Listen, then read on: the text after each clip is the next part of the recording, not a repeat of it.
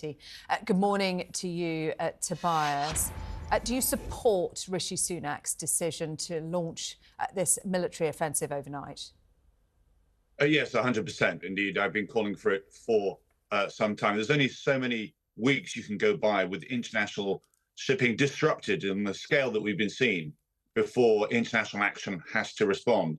And if I may defend also the government's right to retain the latitude to make time-sensitive, executive, kinetic decisions such as this.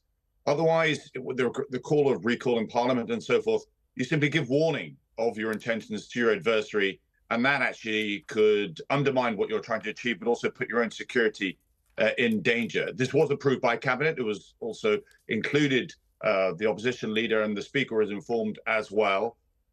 Everybody is concerned that the region is being reshaped by events in Gaza and Israel. But this was about standing up for international humanitarian law by ensuring that freedom of trade can continue and recognizing also that this was directly impacting on the UK economy with those trade ships unable to progress through the Red Sea and also being affecting our own ability to keep our lights on because, of course, all our oil and gas, much of that comes through the Red Sea as well. So a necessary move, but as you were just reporting, proportionate as well.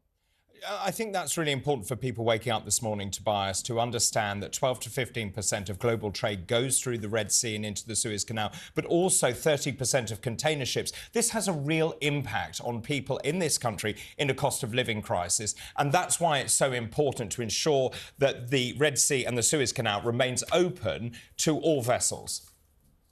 Absolutely right. There's about 7 or 8 significant choke points for international maritime trade around the world, and the Red Sea is one of them. And the big question needs to be asked for those perhaps who are questioning, understandably, the fact that are we going to get embroiled in here, is what would happen if we didn't do anything? What would happen if we did appease, if we allowed Iran to continue using its proxy influence across the Middle East? Again, in my view, I believe that's been allowed to continue for far too long. The Houthis do not represent all Yemen. In fact, in international terminology, they're still called the Houthi rebels, given what they've done in their own country. But they certainly were disrupting trade in the Red Sea itself. And I'm really pleased. It isn't just Britain and America that stepped forward. Other nations have too. I suspect that alliance will grow. And it's backed, don't forget, by UN Security Council Resolution 2722, which does allow safe passage to be honoured. There is scepticism, though, Tobias, and you alluded to it a little earlier, within Parliament, within the country, about the wisdom of getting involved in another conflict. And there are questions from some MPs as to why the Prime Minister did not consult Parliament first. Will there be an opportunity, and when, for Parliament to debate this?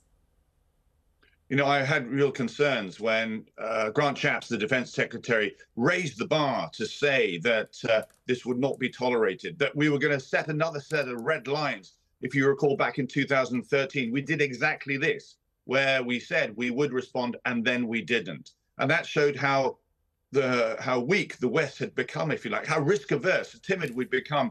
And our adversaries, our competitors, take advantage of that. There are consequences of doing nothing. Good nations have to step forward. Britain and America and others have done so today to actually ensure we defend our international rules-based order. Tobias Ellwood, and not enough as it has happened.